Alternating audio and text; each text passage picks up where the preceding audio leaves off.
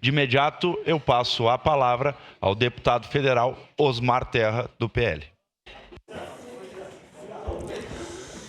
Senhor presidente, senhores vereadores, vereadoras, queria agradecer, é uma honra poder estar aqui na representação do povo de Caxias do Sul, podendo conversar um pouco sobre alguns assuntos que eu acho que são relevantes, né, em relação à saúde, em relação à primeira infância, em relação...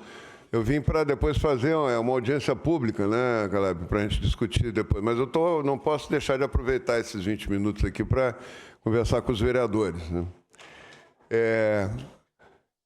Eu estou trabalhando uma PEC, a PEC 9 de 2025, no Congresso, que deve ser aprovada provavelmente semana que vem. Acho que a gente bota em votação na Comissão de Constituição e Justiça e começa a tramitação da Comissão Especial. Não sei se todo mundo aqui me conhece, mas como eu já tenho uma quilometragem boa, né? Eu, há 40 anos atrás, exatamente há 40 anos atrás, eu fechei meu consultório e assumi o INAMPS do Rio Grande do Sul, a superintendência do INAMPS, para implantar, com a missão de implantar o SUS aqui no Estado. Então, eu coordenei todo o processo de implantação do Sistema Único de Saúde. Aí nós criamos, para vocês terem uma ideia, nós tínhamos 250 municípios, só 20 tinham Secretaria de Saúde. Quando eu saí, todos os 250 tinham Secretaria de Saúde. Criamos os Conselhos Municipais de Saúde, naquela época eram comissões de saúde, né? Mas trouxemos a participação da população para dentro do sistema, nas decisões, né? Enfim, teve uma longa trajetória que nós conseguimos garantir um direito à população, né? Colaborar, né, para garantir esse direito, que acabou cristalizado na Constituinte e depois nas leis ordinárias do Sistema Único de Saúde.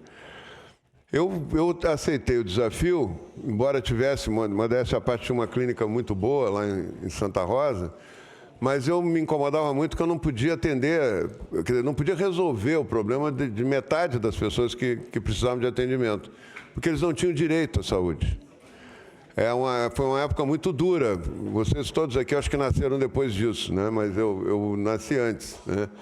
E era o agricultor trabalhava a vida inteira, né, para juntar um pouquinho, um capitalzinho e tal, para gastar na velhice com a doença. E não deixava nada, às vezes não deixava nem a propriedade de herança, né, para os filhos, porque tinha que vender tudo. Assim eram os pescadores, assim eram os que não tinham nada mesmo, que eram os trabalhadores informais, né? Então, metade da população não tinha direito a atendimento, só tinha direito a atendimento quem tinha emprego formal, com carteira assinada, que aí entrava com a carteirinha do INAMPS. E quem podia pagar para o seguro privado, quem podia pagar o atendimento. E aquilo me incomodava muito, porque eu atendia num posto de saúde lá em Santa Rosa e me via impotente de tentar ajudar as pessoas a resolver. Não tinha nem medicamento para distribuir para a população, né? Então, a partir dali, eu aceitei o convite e trabalhei para implantar o Sistema Único de Saúde. Aqui em Caxias foi uma guerra, eu quero dizer para vocês, os hospitais não queriam atender pelo SUS, foi um drama aqui em Caxias. Chegou o ministro da época, o Rafael Almeida Magalhães, chegou a dizer que ia desapropriar, intervir no Pompeia, no Hospital Pompeia, que não queria atender pelo Sistema Único de Saúde. Mas a gente teve apoio de muitas entidades aqui, principalmente entidades sindicais, né? O Sindicato dos Metalúrgicos, na época, foi muito forte no apoio. A gente conseguiu criar o Conselho de Saúde e depois, aos poucos, todos foram aderindo, né, ao sistema. Então, eu fui o primeiro prefeito do Brasil a criar a equipe de saúde da família. No Brasil não existiam as equipes de saúde da família, tinha os agentes comunitários de saúde, tinha uma discussão sobre saúde da família, e nós, lá em Santa Rosa, resolvemos fazer acontecer, porque tinha feito todo esse discurso no INAMPS, né, para implantar o SUS, e depois, como prefeito, tinha a obrigação de mostrar que funcionava, né?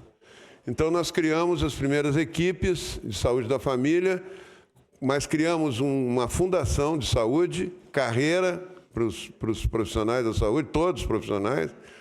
E como nós tínhamos a municipalização da saúde, nós fizemos uma articulação.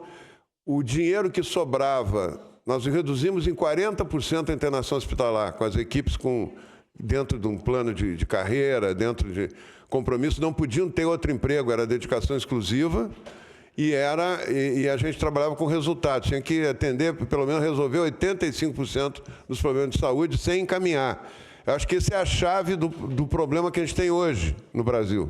É um problema nacional, não é um problema de Caxias, não é um problema nacional.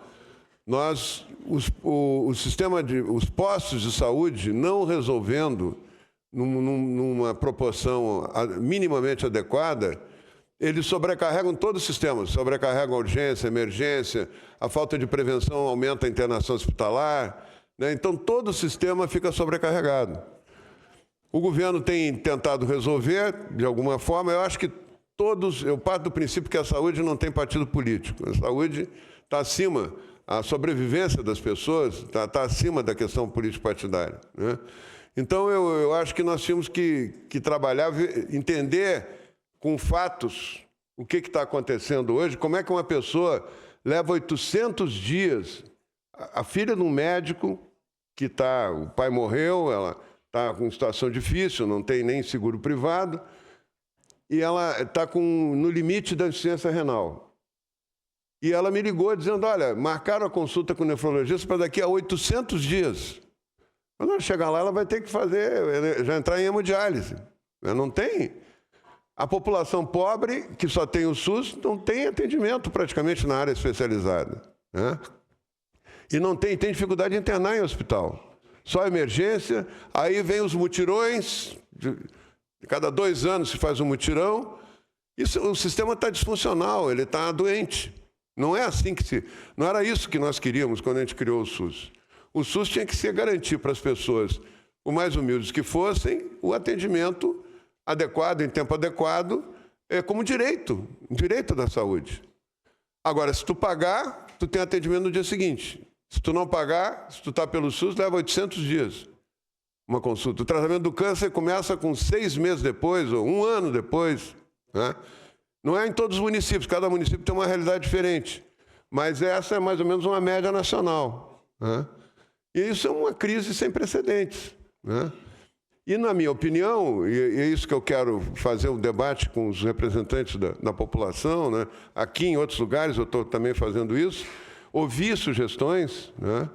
E dizer o seguinte, se nós não fizermos a atenção básica ser o ponto mais importante do sistema, resolver 85% dos problemas sem encaminhamento, sem precisar encaminhar. Um bom clínico, uma boa equipe de saúde resolve 85% dos problemas sem encaminhar. Não precisa encaminhar. E tem outra coisa, ter protocolo para os exames. Para os exames tem que ter um protocolo, senão cada profissional lá pede todos os exames, ressonância magnética, tomografia com emissão de pósito, tudo para cada paciente. Eu estou com dor de cabeça, aí faz uma montanha de exame e vai para o neurologista, nem examina, muitas vezes. Não dá tempo de examinar. Se cria uma cultura que o posto de saúde é um bico, né? E isso é uma tragédia. O posto de saúde tem que ser uma dedicação de vida. Tem que ter um profissional ali dedicado àquilo, que tenha uma garantia de um salário digno, que ele permita se dedicar a vida inteira ali, não ter outro nem consultório, nem outro trabalho, né? Fora daquele emprego que ele tem, mas ele tem que ser resolutivo. Ele tem que ir na casa, ele tem que acompanhar os doentes, ele tem que ser o grande responsável pela saúde daquela população que é atendida. Ele, a enfermeira, o dentista, todo mundo, toda a equipe, né? Tem que ser responsável pela saúde daquela população. Hoje nós temos assim vou dar um exemplo de uma falha do sistema. Os idosos, nós estamos aumentando, a população idosa está aumentando, né? Nós somos um número muito, muito elevado de idosos. O Rio Grande do Sul é o estado que tem mais idosos no Brasil, mais 60, né? Proporcionalmente à população. O idoso com uma doença crônica, à medida que a vida que vai progredindo, né, na idade, ele começa a internar. Aí ele interna, daqui a pouco ele está internando todo mês.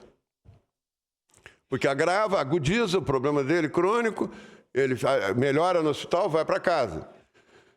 O que está acontecendo com esse idoso? Na grande maioria, é uma questão muito simples, é só ele tomar o remédio em casa. Ele não toma, ele nem sabe tomar o remédio. Não tem ninguém que oriente, a família trabalha fora. Então ele fica sozinho em casa. Aí, dali no mês seguinte, ele está internando de novo, que vai agravando, vai agudizando. Se nós tivermos um sistema que vai na casa, que orienta, se bota aquele grupo como prioridade, dentro da vila, dentro do bairro, e vai lá atender toda semana, conferir se ele está tomando remédio, se não está, ele, em vez de internar uma vez por cada mês, ele vai internar de 3 em 3 meses. É porque a vida ela acaba terminando, né, para todo mundo, mas se nós pudermos prolongar e ter uma vida saudável, uma vida minimamente produtiva, uma vida afetiva, quanto maior, melhor, né? Então, se a gente conseguir trabalhar essa questão do remédio, do cuidado, do mínimo necessário em casa, nós reduzimos muito a pressão em cima do hospital. Porque esse tipo de baixa que eu falei, do idoso crônico, é a mais frequente, talvez seja a que lidera as estatísticas na internação hospitalar. Então, são coisas básicas, né? O pessoal fazer fisioterapia, ter um sistema, o posto de saúde ser um grande centro de solução para os doentes, e não de encaminhamento. Não é não tem especialista que resolva isso, não tem mais especialista, não tem nada que vai resolver isso aí. Isso aí vai ficar uma sobrecarga. Vocês imaginam, temos 55 mil equipes de saúde da família no Brasil. Se elas não resolverem 80% dos problemas, 85%, elas resolverem metade, 40%, vocês imaginam a sobrecarga que vai ter a emergência e vai ter o sistema hospitalar. É impossível, não tem. O SUS é um sistema todo interligado, né? Ele não pode ser uma coisa assim, só o hospital. Então vamos aumentar o número de leitos. Vamos aumentar. O hospital é caríssimo. Em Santa Rosa, quando nós criamos o sistema e nós conseguimos reduzir em 40% a internação, eu estou falando de experiência vivida, não estou falando aqui de teoria, né? Nós conseguimos reduzir muito a despesa com o hospital e a gente pegou aquele dinheiro que a gente economizava com o hospital, botamos nas equipes, botamos no posto de saúde, na atenção básica. E isso fortaleceu o sistema, né, de atenção. Então, o hospital que eu trabalhava quebrou por falta de doente. Eu trabalhava no Hospital Dom Bosco lá, no fim, diminuiu tanta internação que o hospital quebrou. Depois eu tive que ajudar a salvar quando fui secretário de saúde, porque ia para leilão. Aliás, chegou aí para leilão, né? Então, assim, o sistema, ele não digo que tenha todos os leitos necessários, que tenha todo o atendimento de urgência necessária, que tenha todos os especialistas necessários, mas o sistema tem que funcionar integrado. Senão, e para isso tem que ter carreira de Estado.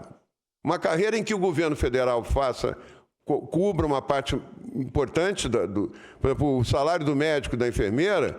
Eles não vão ter mais o médico, por exemplo, que é o maior salário, ele não vai ter mais o limite do salário do prefeito.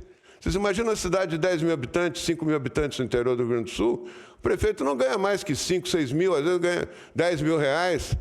É difícil conseguir um profissional que estuda só na universidade, estuda 6, 8 anos, às vezes 10 anos, para ele ficar ganhando 6 mil, 8 mil reais, que é o limite do salário da equipe de saúde da família, né?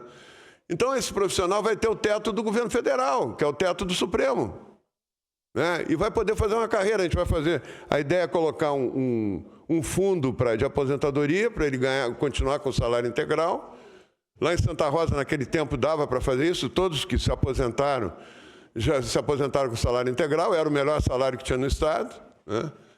E certamente isso, acho que estimula o profissional a procurar... Hoje é um bico. Hoje, a terceirização é uma tragédia. A terceirização é uma tragédia, porque a terceirização, além de não ter muito recurso para pagar as pessoas, uma parte do dinheiro vai para o atravessador. Aquele dinheiro que devia ir 100% para a equipe, vai 70% para a equipe, 80%, sei lá, né? Então não funciona. O médico que trabalha terceirizado, ele vai ali cumprir o horário o mais rápido possível, encaminha a maior parte dos doentes e vai para o outro terceirizado, que ele é empregado, e vai para o outro. Isso cria um sistema anômalo. Isso é uma anomalia no sistema. Se a gente está pensando em saúde da população, se a gente está pensando em resultado da população, para a população, a gente tem que pensar numa carreira de Estado. Tem carreira de Estado para juiz, tem carreira de Estado para juiz federal, para Polícia Federal, Polícia Rodoviária, Ministério Público.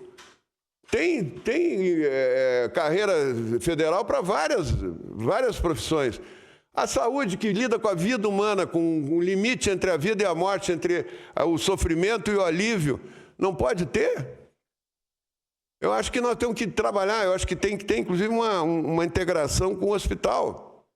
O hospital tem que trabalhar junto com as equipes de saúde da família para não perder de vista o velhinho que internou, está internando todo mês. Ele precisa saber o que está acontecendo na casa do velhinho.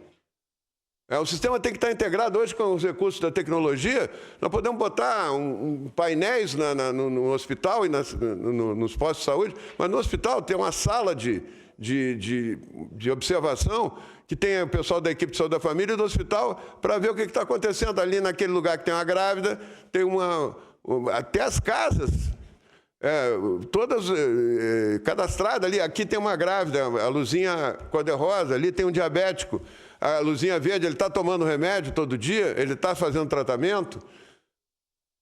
O hipertenso, né? Isso aí dá para fazer, não é uma coisa complicada. Isso reduz muito esse horror que nós estamos vendo aí de sobrecarga de hospital, de emergência, de falta de especialista. E uma coisa, para terminar, eu não sei se já passou os 20 minutos? Não?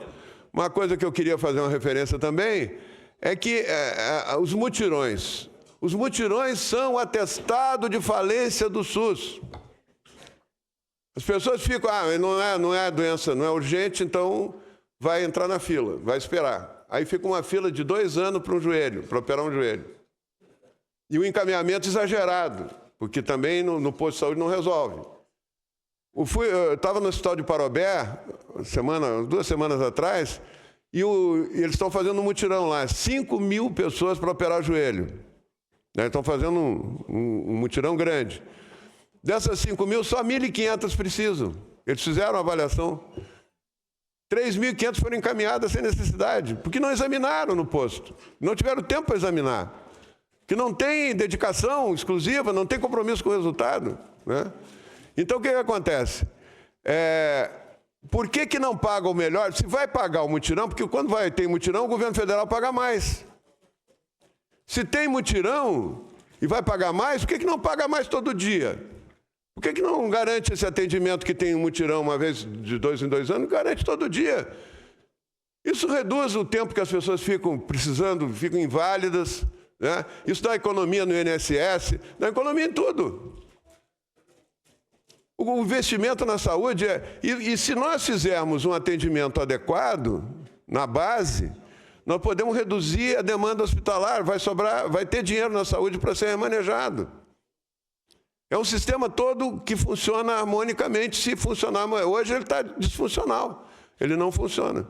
E uma coisa que eu quero dizer também, que eu acho que tem que ter, é um estímulo à equipe para os resultados em saúde. Hoje, na área da saúde, todo mundo só ganha pela doença. Né? Se está doente... Eu me lembro de relatórios que tinham antes do SUS, inclusive. O ministro da Previdência fazia naquela época a Previdência cuidava de saúde, né? Tivemos 1 bilhão de atendimentos no Brasil. Isso não quer dizer nada. Se o atendimento foi em 2 minutos, 3 minutos, não quer dizer nada. Se ele não resolveu o problema do doente, não quer dizer nada. Tem que ter compromisso com a solução. E para isso nós estamos pensando, né? Na verdade, eu quero esclarecer uma coisa. A PEC é para autorizar a criação da carreira. Ela não é a carreira. Depois nós vamos ter que, na comissão especial, discutir a carreira também. Eu estou dando a ideia que nós temos lá, que um grupo grande de profissionais lá, de deputados, tem em relação a isso. Mas nós temos que ter um mérito. Se o sujeito resolveu, os indicadores melhoraram, naquela área atendida pela equipe, eles têm que ter um prêmio no final do ano em dinheiro. Aumentar, ter um salário a mais sob forma de bônus, 2 salários a mais sob forma de bônus. Dá para fazer isso. Dá para ter isso articulado. Né? Eu criei o 14º salário para os agentes de saúde, quando eu era secretário. Para premiar onde melhorava, diminuía a mortalidade infantil. O agente de saúde tem um impacto grande nessa área. Vamos discutir o que o agente de saúde vai fazer, né? Se ele vai ficar só indo lá olhar a casa. O agente de saúde tem que ter mais coisa para fazer. Ele pode ser um técnico de enfermagem, né? E melhorar o salário dele também. Tem que gastar um pouco mais. Nós não temos como fazer uma saúde pública, porque o governo acaba gastando igual e as pessoas sofrendo mais. Tá? Então, eu queria agradecer a atenção de vocês aí para poder falar isso para vocês. Já passou do tempo. E queria dizer assim, que o maior programa que eu tive orgulho de criar e que de saúde, que não é nem de prevenção, é de promoção da saúde, e talvez seja o programa mais importante que a gente possa fazer como política pública, é a questão da primeira infância, é o acompanhamento em casa das crianças pequenas, principalmente das famílias mais pobres, né? Nós chegamos, quando eu fui ministro da Cidadania, do Desenvolvimento Social depois de Cidadania, a gente colocou 1.200.000 famílias do Bolsa Família acompanhadas em casa toda semana por pessoas treinadas para fazer o que aqui nós começamos com o PIN há 23 anos atrás e depois nós começamos com o Criança Feliz em 2017, né? Então já está fazendo 9 anos. Só que esses programas têm que ser estimulados e não encolhidos, né? Nós estamos vivendo uma fase de encolhimento desses programas que a gente tem que discutir, enfrentar e fazer funcionar. Então é isso, eu agradeço muito a paciência de vocês, né? O assunto é cumprido, depois na audiência a gente pode falar um pouco mais, mas eu quero agradecer, presidente, aí toda a sua gentileza e a Daiane aí também, né? Nossos vereadores, o Caleb, que é meu grande parceiro também. Agradecer a vocês e me dizer que eu estou lá à disposição. Eu acho que a saúde é uma coisa que está acima de qualquer outro discurso político. Muito obrigado. Gostaríamos de agradecer a presença do deputado Osmar Terra, do PL, a esta Casa Legislativa. Questão de ordem, presidente. Pois não, vereador Com base no nosso regimento interno, artigo 209, parágrafo 4º, eu peço, inciso 4º, para nós fazermos uma foto junto com o deputado. Pois não, vereador, deferida a sua questão de ordem, suspendo a sessão.